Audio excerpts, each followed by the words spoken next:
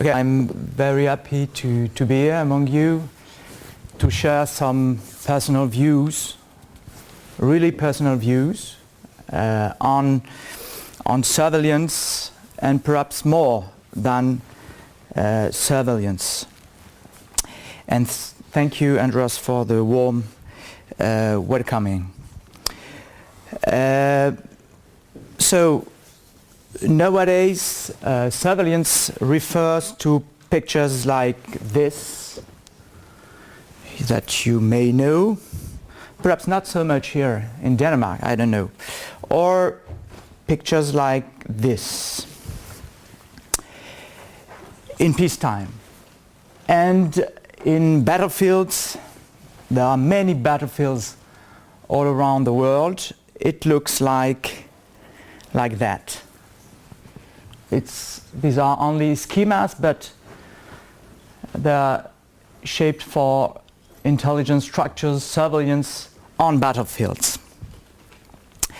And since the inception of a global internet dating mid-90s, surveillance refers also to that. You've heard about the flame, perhaps. So since a guy whose name was and is, hopefully, Edward Snowden, since Snowden's disclosure, which began in June 2013, everyone knows that there are global computing tools into the hands of the United States. Actually, it has been made some years ago. It has been made public by the European Parliament in September 2001, a few days before 9/11. And I don't know if you know this man. He's a German MP at Brussels, and he was heading for 1 year and a half a committee that conducted a survey dealing with what was called at that time echelon, or dealing with global surveillance. And for the first time, the Schmidt's report, it's available on the internet, and for the first time, Schmidt's report concluded to the existence of several global monitoring infrastructures, several, among which, of course, the US one was the most important. Anyway, one can also imagine that today other powerful countries, especially those with a permanent seat at the UN Secretary Council, the so-called P5, including France, of course, set up same IT and digital infrastructures. Actually, this is more obviously than a hypothesis. Who can believe that powerful countries with high IT levels did not set up global monitoring infrastructures like the United States did? It seems to me important to decenter the analysis of surveillance from the one exerted by the United States of America, even if obviously it prevails. But I will leave that aside for the moment. It's not a lecture dealing with the role of the US in the global monitoring apparatus. And let's come back to the different pictures and also feelings of surveillance. All the pictures and the visions I've just mentioned, all these visions of current surveillance led many people to think that everywhere, even at home or in their office, they are monitored or under surveillance. And even if they live in countries where the principles of liberal democracies rule, even if they know that they are not under the scrutiny of a big brother. even if they know this Big Brother doesn't exist, a blurry, a blended feeling remains. Perhaps you know this famous and rare poll dating to 2015, which indicates several things, but which indicates, in my opinion, and that's what is the most important for my point today, that the public opinion is fully aware of the existence of surveillance. We could go into the details, but the big picture is that they are really aware of that. It has been made in the United States. But far beyond the poll, one can notice that the people grasp surveillance with biased perceptions of the reality. It leads often to conspiracy theories, and I think that in some extent we all here today, we as social scientists, we can understand such a popular way to cope with this strange reality, surveillance. We can understand it, but our aim is to explain it. I'm sure you've heard about the novel 1948 and about this very famous book, The Panopticon. Both the novel and how to characterize Bentham's book, it's more than a book, it's an essay or a report. Anyway, both embody quite well the conventional wisdom and the conventional perception of surveillance nowadays. Still, it is very important, in my opinion, to analyze surveillance beyond George Orwell's and Bentham imaginary, even if Bentham, it was not a novel. Let's focus on Orwell. We have to go beyond Orwell's imaginary dealing with surveillance. As you know, this book, 1948, it's a dystopic novel, and it has ties on the substance with Bentham's thought, mainly with the Panopticon written at the end of the 18th century. Indeed, the British novelist determined an ideal type, so as to speak like Max Weber, based on the idea of a centralized and efficient surveillance. As you know, on its side, Bentham shaped, it's not an idea, it's a real project. It was at that time a project for an efficient prison in the middle of which a guard tower would be built so as to monitor permanently the inmates. It's not new, but I have to recall these points. And a French theoretician called Michel Foucault took part in the 70s to the rediscovery of Bentham's work in 1975, and he played also a major role in the processing of the ideal type with his concept of governmentality, which refocuses on the states, on the state figure, even if Foucault rarely mentions the state. So Orwell, Bentham, and Foucault, in a lesser extent, they've all shaped a very strong ideal type which nowadays dominates all the perspectives on surveillance.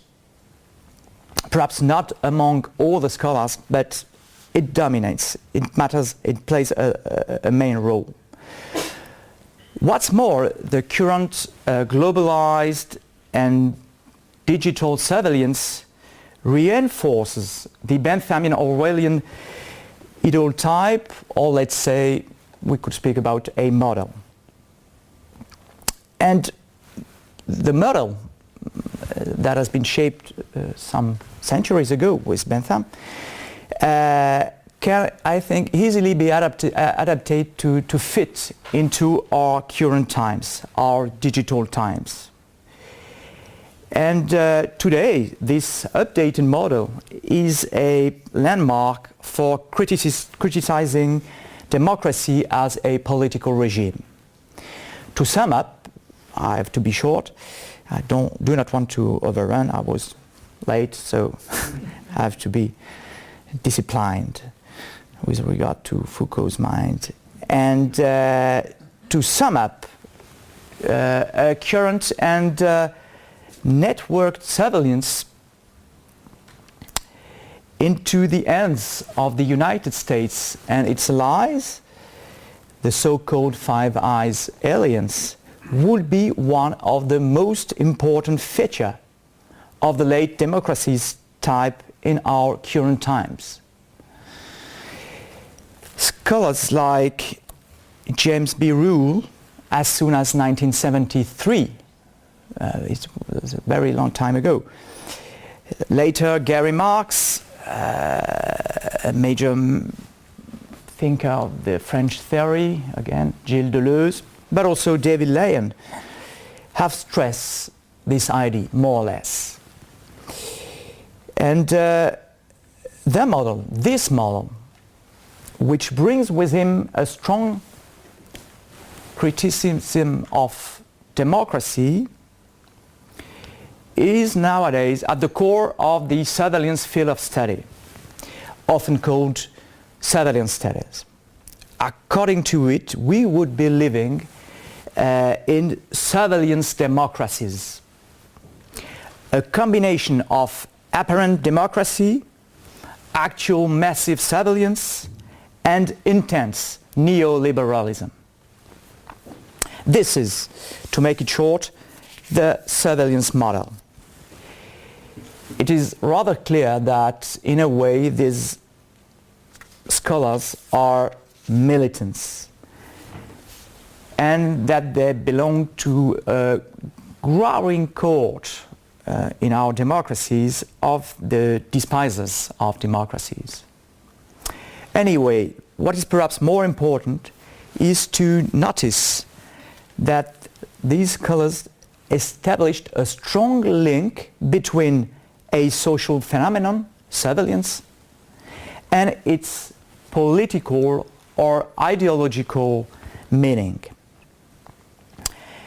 I think that what is at stake is the overrunning of this state-centric model, of this state-centric ideal type. This is the issue I'd like to tackle and to share with you today.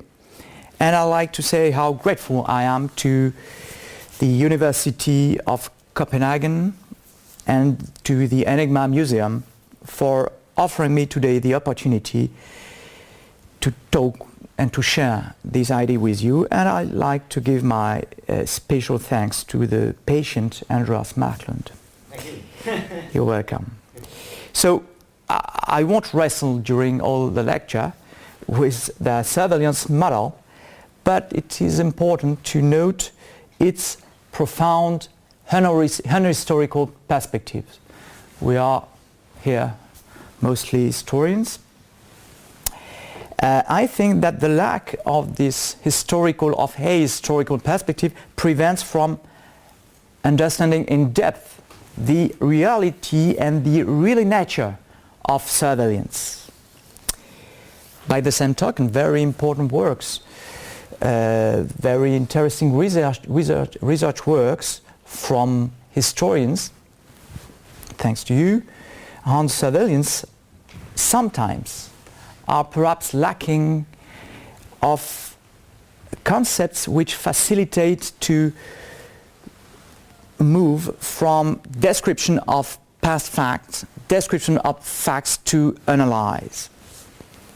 And I think that what we need in our digital era, under the reign of engineers and IT people, is analysis. I mean qualitative analysis, using the broad toolkit of social sciences. This is perhaps because I'm co-running a big university with engineers, IT people, medicines, perhaps. But, be that it may, it's a reality. We have to take the lead on these questions. Not the lead, but we have to join to the discussion and to try to set up a discussion. With regard to surveillance, we the social scientists must not leave the field to these people, to the IT people on the one hand and to lawyers on the other side. It's the case everywhere.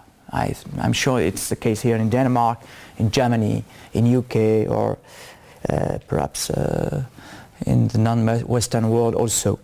To make it brief, in my opinion, a right and balanced understanding of the surveillance phenomenon lies in a multidisciplinary social sciences approach.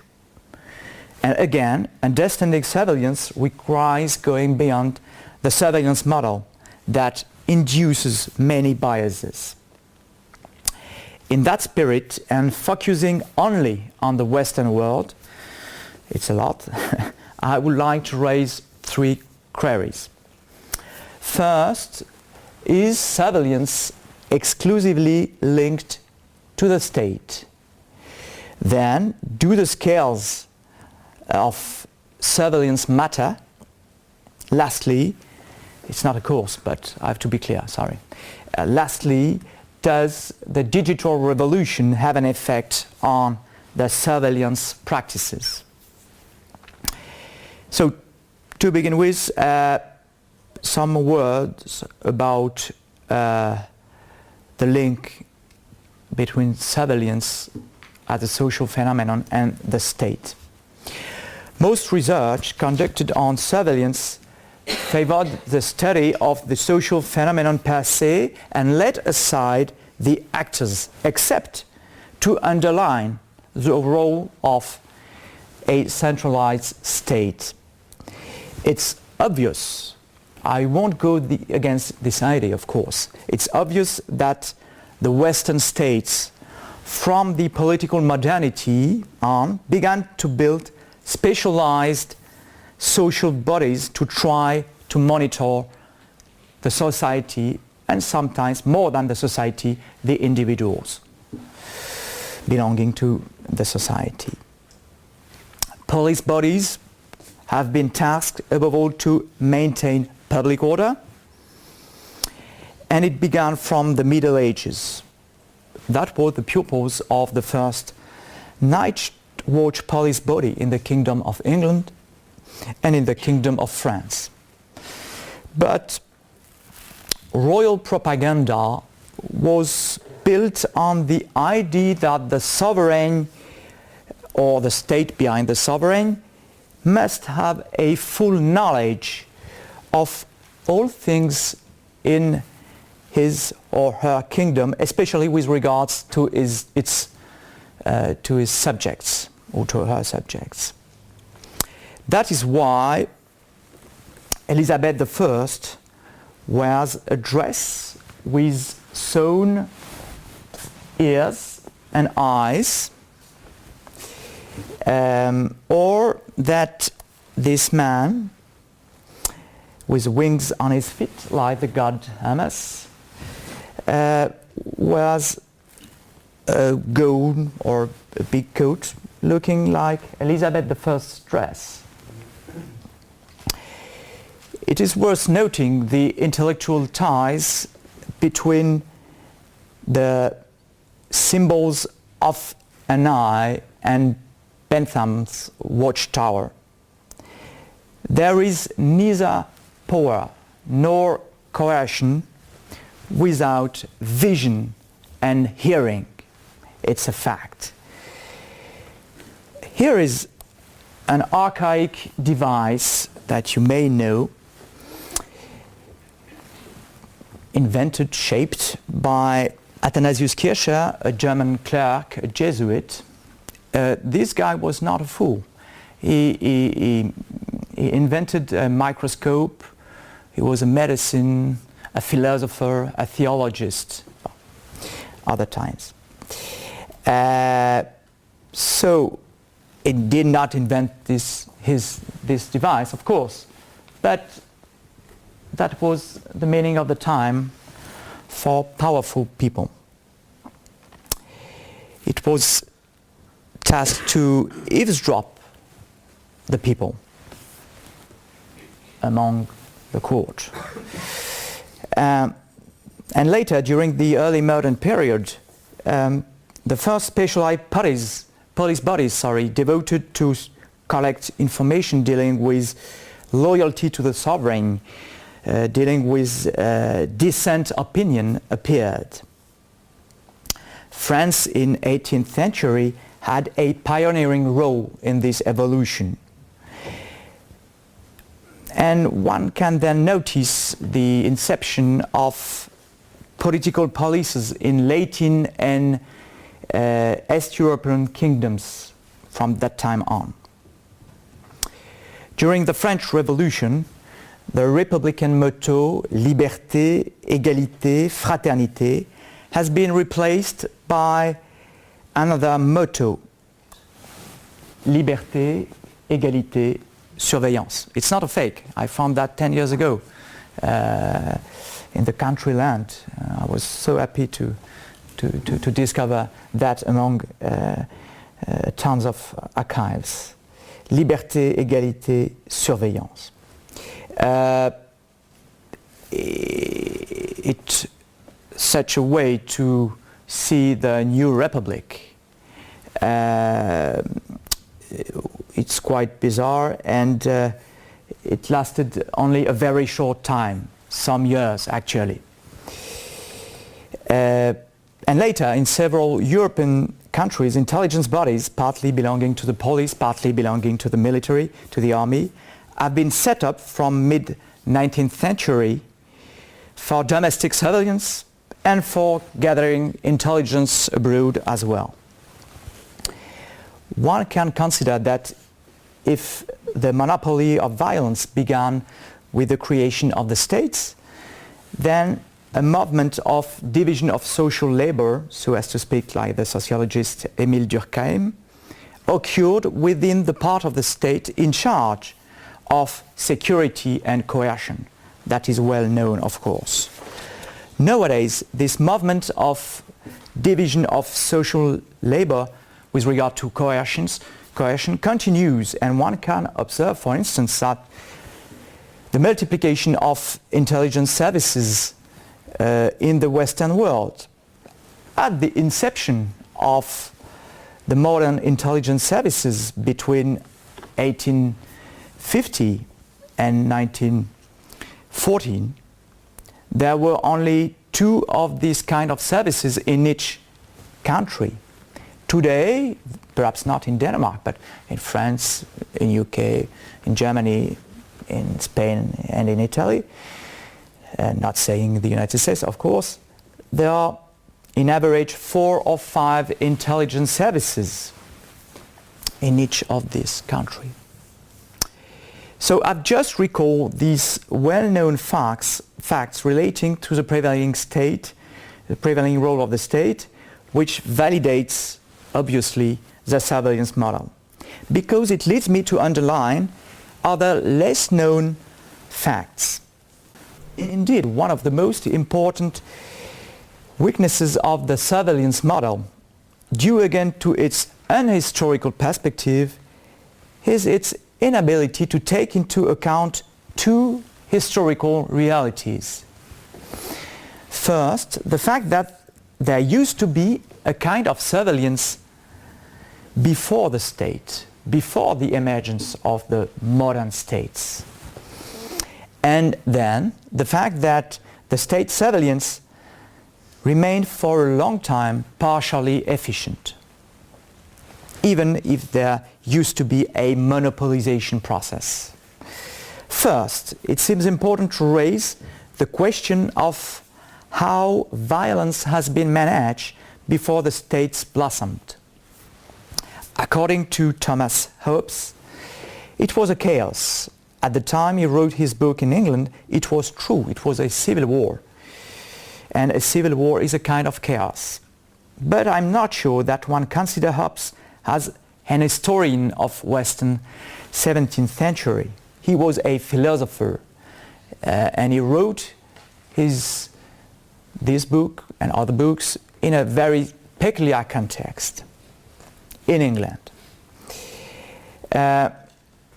It is important, I think, to revisit the idea that monopolization of violence by the emerging state was a major step.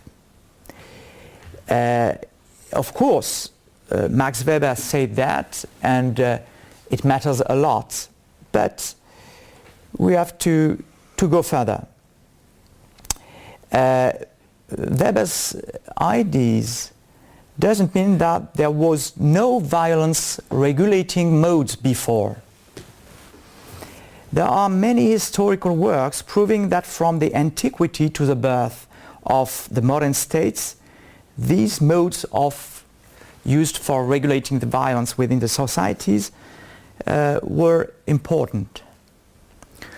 One tool used to manage violence was surveillance. To be more specific in this context, it was a holistic collective self-surveillance. Holistic collective self-surveillance. Self referring to the holistic way. So an archaic form of community policing or of neighborhood policing. Everyone was watched by the members of his village, of his community, of his street, of his church, of his parish, and so on. It was, of course, a ground of feuds, of conflicts, but conversely also it was a way for social units to protect themselves from external threats and to moderate their internal levels of violence. To make it very brief, there used to be a broad social engineering with respect to violence within the societies, and the social control predates the states. It's obvious. But it has been forgotten after Max Weber's model of monopolization of violence, after Thomas Hobbes' important works. Then I'd like to say some words about the inefficiency of state surveillance in the past. A good indicator, I think, of this efficiency of the security delivered by the state is crime statistics. We only have figures. Let's say it's more an order of magnitude than statistics, of course. We do not have statistics for these ancient times. Sometimes at very micro levels. But there is an obvious evolution that all of you know. There is a decrease, but very slow since the inception of the modern states in Western Europe around these times. The monopolization of violence that began at that time was as slow as the decrease of homicide. Public order and state surveillance have been inefficient for years. Their unique usefulness was to be symbolic, and we all know that symbols matter a lot. It's not only an epiphenomenon.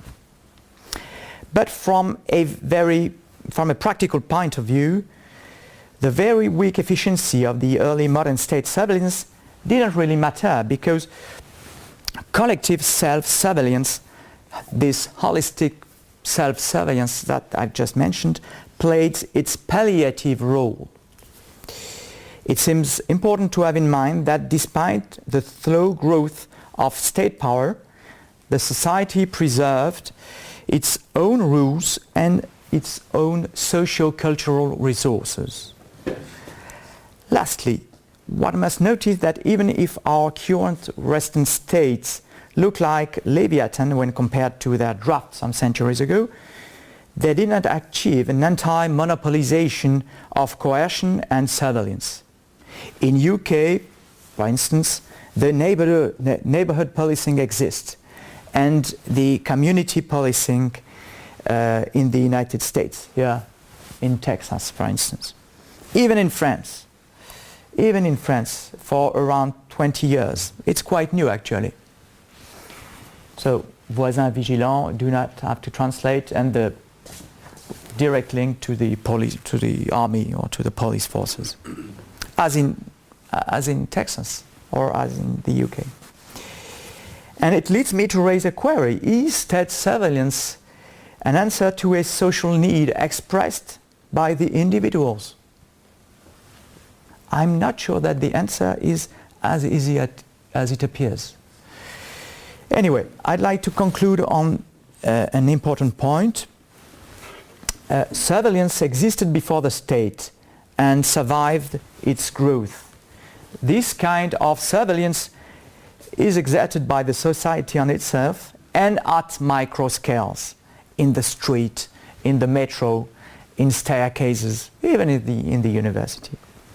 Despite this, violence lasts, but of course lesser violence, hopefully. Violence lasts, but its first aim is to produce social control, then only to diminish concrete violence. So, I've asked before, do the scales of surveillance matter?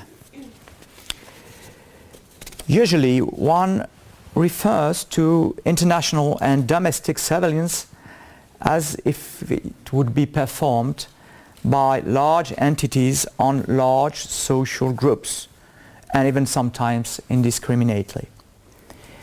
Actually, this is a collateral effect, this vision of the bulk access practice managed by the United States NSA, National Security Agency. I think they've ended to build such big warehouses. I don't know. Perhaps it's a fake. I don't know. Theoretically, it exists. To begin with, I'd like to recall a historical evolution. If one tries to have a look behind the state intention of monitoring the people, one must acknowledge that it is strictly dependent from the level of technology. Today, technologies of surveillance exist as a whole in itself. But for decades, the technology used for monitoring were not specific. In some extent, far before the 20th century, the people in charge of collecting information invented the dual-use technology. Scientific developments have been used by the military or by the police for their peculiar practice of coercion and surveillance. Let's see some examples. If we try to find examples relating to military intelligence, the first rather well documented battle took place in Syria between Ramses II's army and the Hittites. At that time, the only way to gather information and intelligence was nothing else than the human vision. Then, from the end of the 18th century, military balloons were used on the battlefield here.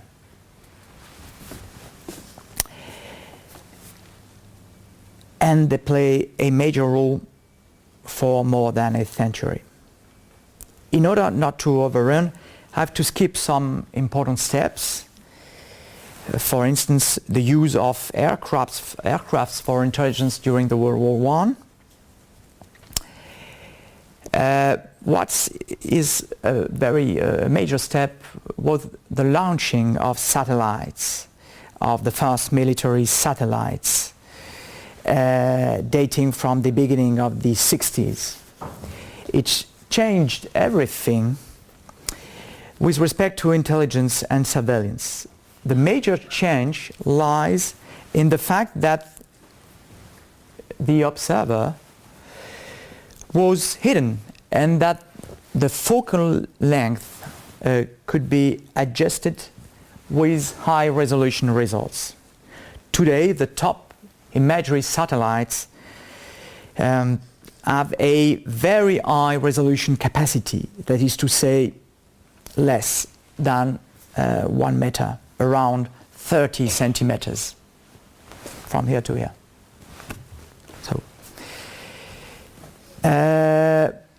moreover, nowadays several sensors, namely for imagery, radar, infrared, electromagnetic, deployed on the satellites, on aircraft or drones, can be operated all together, operated in networks. And very discrete micro drones exist also. It's a British micro drone deployed in Afghanistan. So such micro drone exist also, and they are used daily in the battlefields to monitor the enemies, but also in a domestic side for policing in the street of our cities, for instance, to face rallies and protests. It's used in the UK, it's used in France, even in Denmark, I don't know. Lastly, there are also these kinds of micro sensors, the RFID chips. So the RFID chips and the smartphones are kind of micro sensors.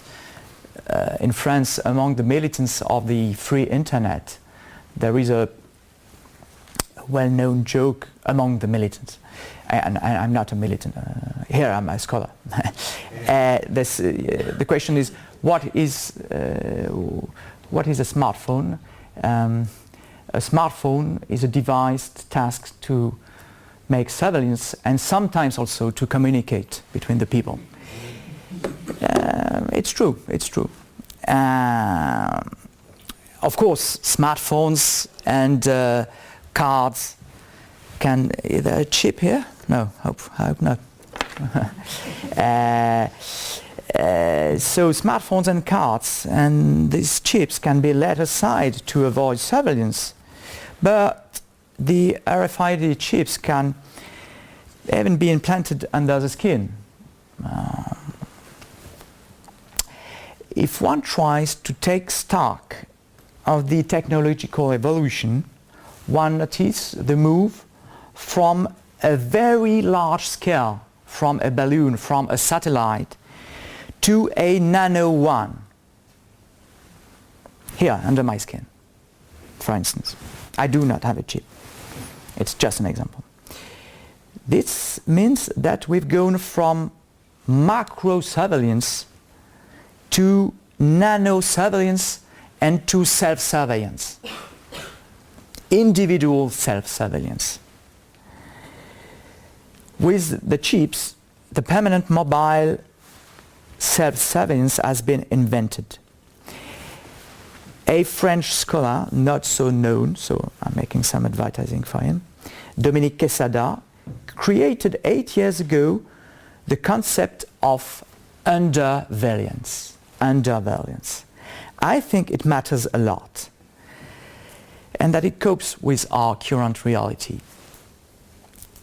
The Western societies have accomplished a long way from surveillance to undersurveillance. It is worth noting that if surveillance has been linked to the state evolution, as we've seen before, it seems to be different as regards undersurveillance. That could be analyzed as a decentralized kind of state surveillance. But actually, it's not a top-down process. The individuals choose to buy expensive connected watches to record their blood pressure during their sleep, also their heart frequency during running. They use their mobile phones to record the daily numbers of their steps. It's for adults, not for young people. Anyway, they can use that also for their itineraries from home to work or during sports session in Copenhagen, for instance. By the way, we have to ask, do millennials really yearn for their privacy? I'm not so sure. Again, it's a real question. They are fond of liberty, they are fond of autonomy, but using Facebook, using connecting watches, do they really yearn for what privacy is? You know, the best definition of privacy that has been invented by a US judge at the Supreme Court, Louis Brandeis, in 1890, in an article written in the Harvard Law Review, I think, the right to be let alone. The right to be let alone. It's so clear. It's so clear. Anyway, the scale of surveillance issue isn't narrowly limited to a technical approach. It leads to conclude that the change of scale allows better analyzing the nature of current surveillance. Last question, at least. The state-based surveillance has been historically justified by the necessity to face violence and insecurity. For decades, the aim of surveillance was to collect intelligence on people and on their opinions. Nowadays, the collection process focuses on geolocalized references and features related to the behavior of the individuals. What do they buy online? Who are they meeting during leisure time? And so on. At the wall, they are called, as you know, data. And the most valuable part of these data is personal data. Thanks to relevant algorithm, the study of behaviors leads to identifying people, and it facilitates the so-called predictive analysis.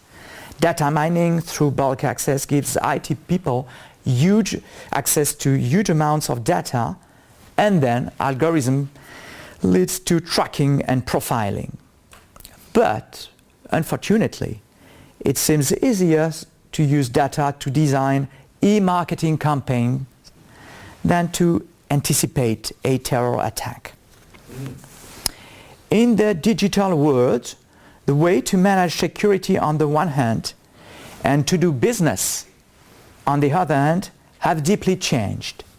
And from now on, both are very dependent on data.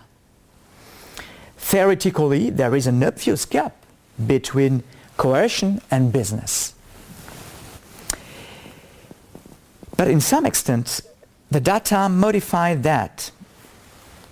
As soon as 2001, as I've mentioned during my introductory remarks, the European Parliament, in the Echelon report headed by Schmidt, this report has stated very clearly that under security arguments dating from the Cold War, economic grounds were concealed, and that the Five Eyes interception system was used not only to monitor the Russian threat, but to help US companies throughout the world to gain new market shares. It's written in the report very clearly, many times, and it has been made public on the 7th of September 2001. Unfortunately, again, it has been missed. Almost 20 years later, the Echelon report's observation remains true. It would be very interesting to ask if the USA and its 4 allies, using the argument of the global war on terror to pass the Patriot Act, to strengthen the National Security Agency, to buy new satellites and so on, did not use the data collected for the economic incentive of its or their companies. It's a question. And there is no answer in the question. Really, I don't know. But insecurity is not only a pretext for helping a business disconnected from security. Indeed, a market for force exists with dozens of private military firms in which there is a sub-market for surveillance. The privatization of violence is an issue I won't cope with. I'm overrunning and I have to conclude. However, it's worth noting that behind the numerous companies which officially produce intelligence, there are surveillance private activities. The 2000 decade has been a climax for such activities.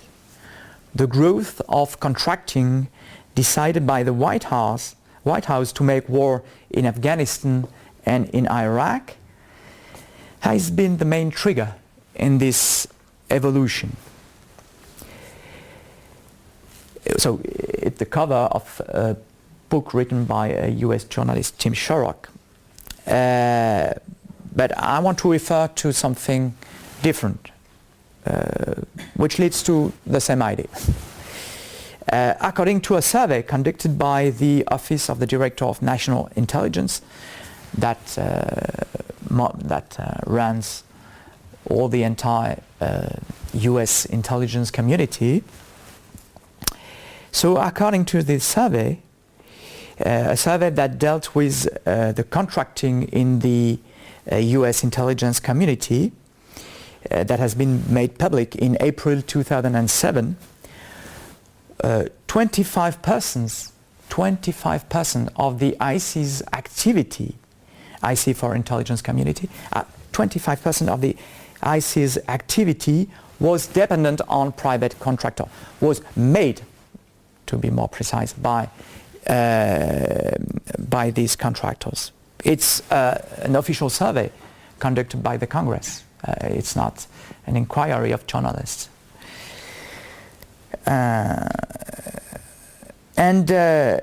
No, sorry, I'm confusing. What I just quote was the ODNI. It was it's the administration of the IC community. But a survey has been conducted after that by a special committee of the US Congress. I would just want to recall that Edward Snowden did not belong to the NSA. He used to for a little period of time, but at the time he stole the data and escaped to Hong Kong. He was an NSA contractor. He worked for a private company. Let's come back to the survey conducted by the US Congress. So some years ago, it was in 2006 or 2007, a special committee devoted to the oversight of the intelligence bodies. This special committee estimated that there were around 40,000 people who were contractors, mainly IT people working only for the NSA. There are more working for the DIA, CIA and so on.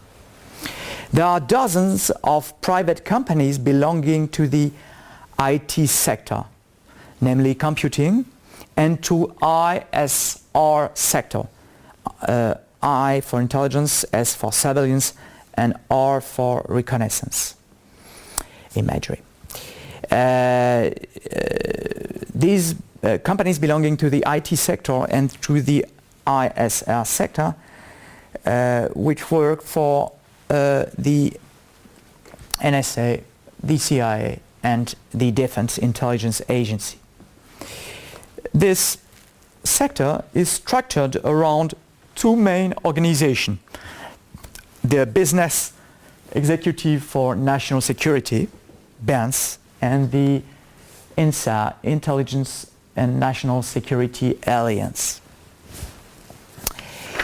So I'm short of time, and it's time now to move on my closing remarks.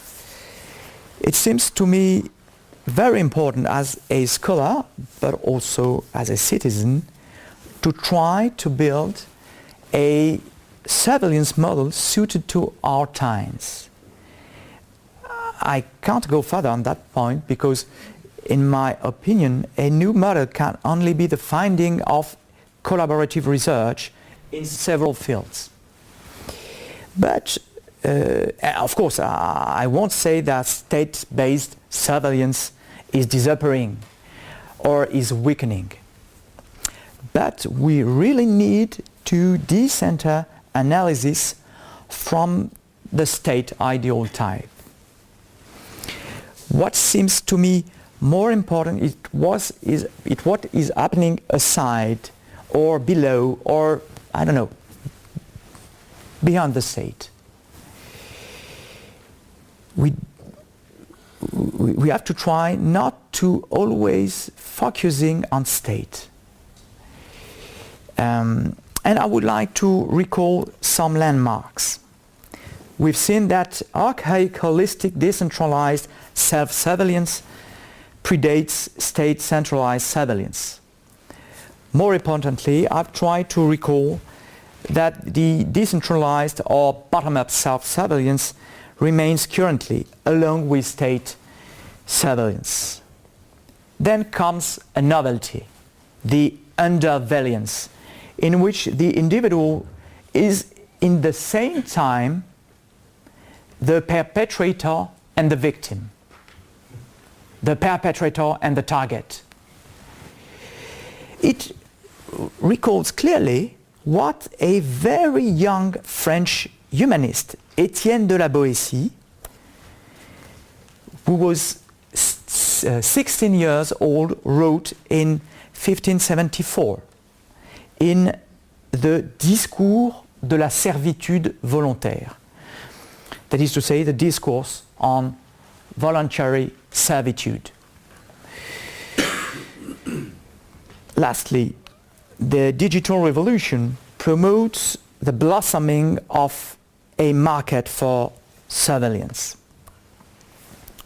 We are witnessing the privatization of surveillance. Hagerty and Ericsson, as soon as 2000, spoke about the surveillance assemblage.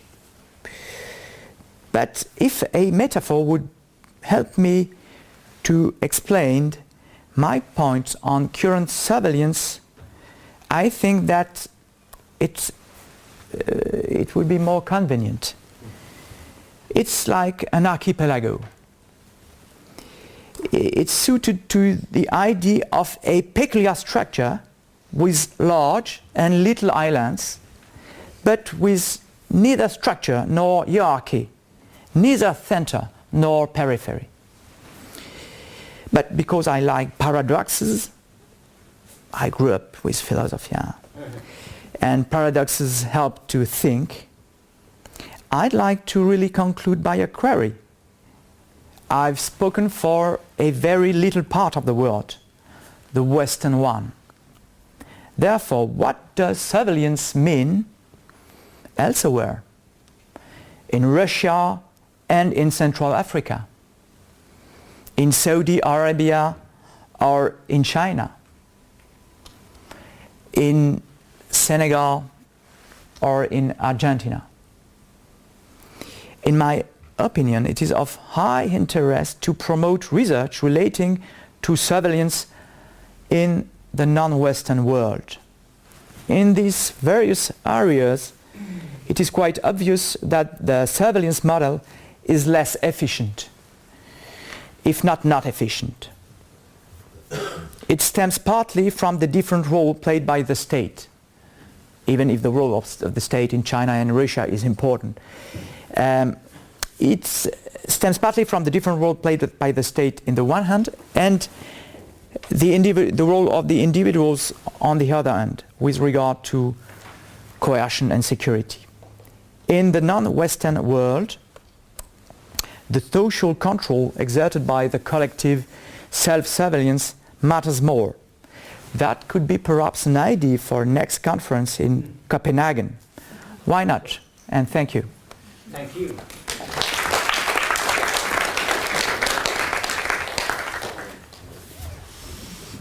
I think we will extend this time slot for a couple of minutes, as I'm sure there are millions of questions out there.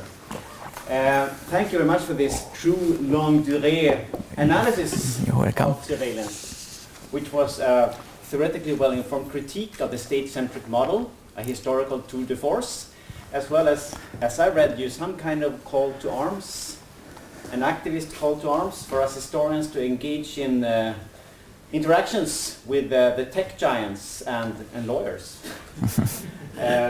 Questions? Please. You're exhausted. Andy.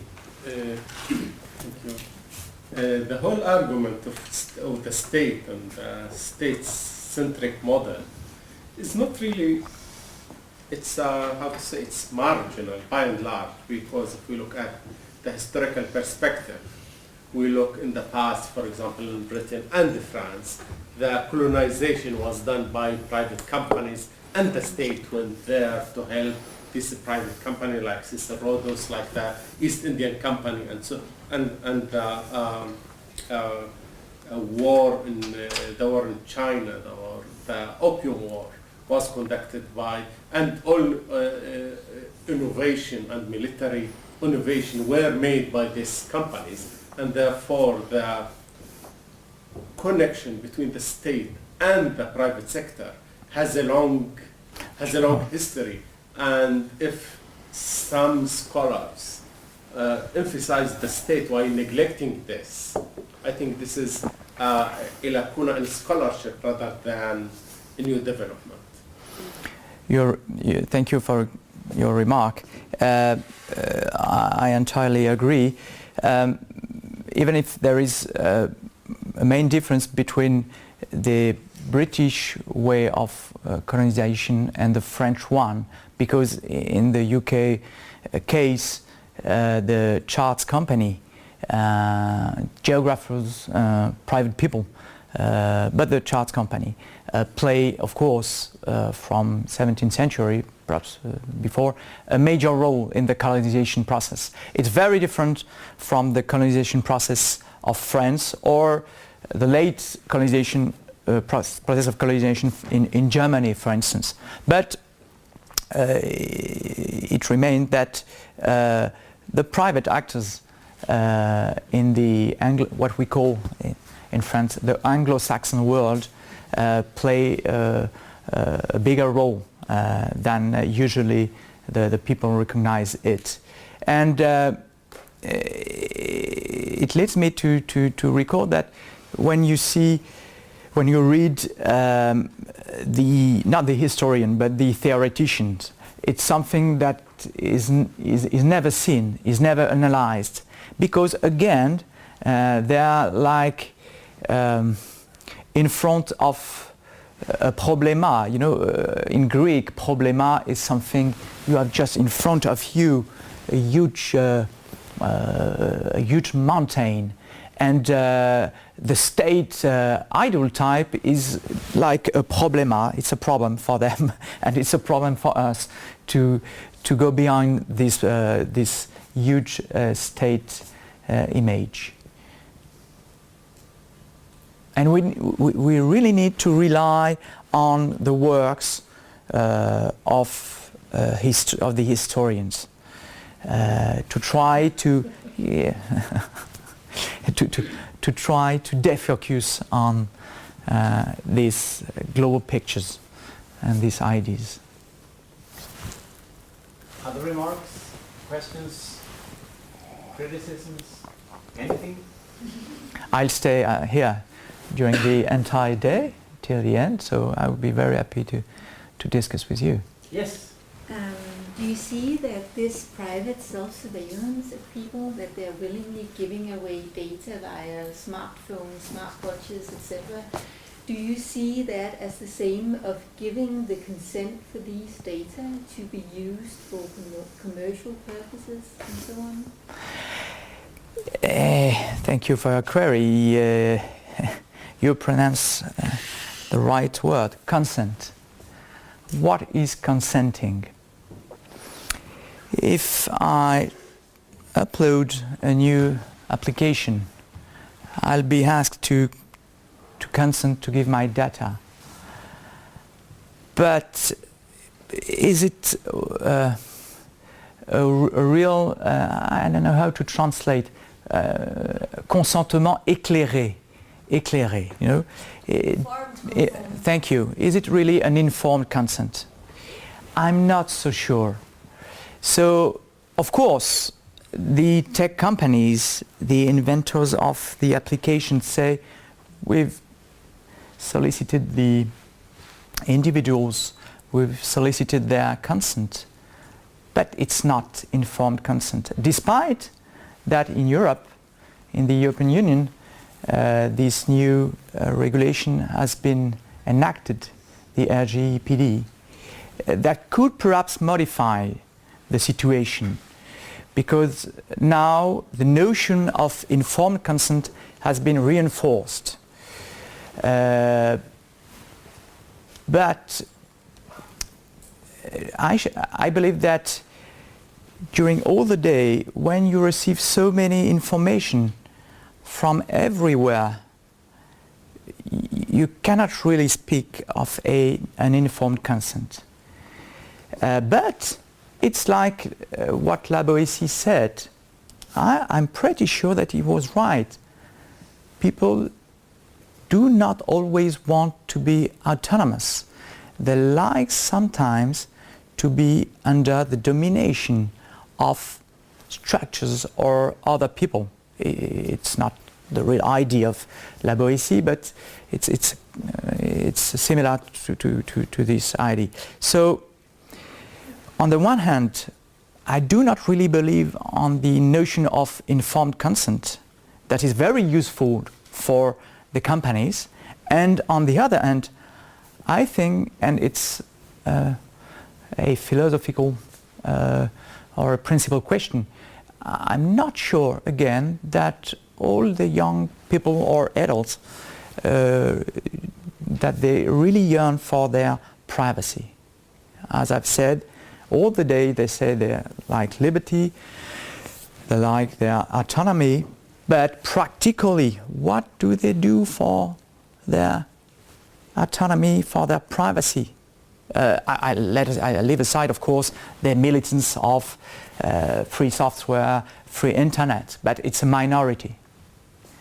And perhaps it depends also on the area you are. Perhaps it's people in the northern part of Europe are more sensibilized to such issues, and surely less in Latin countries in Europe, for instance. But I think that the question remains.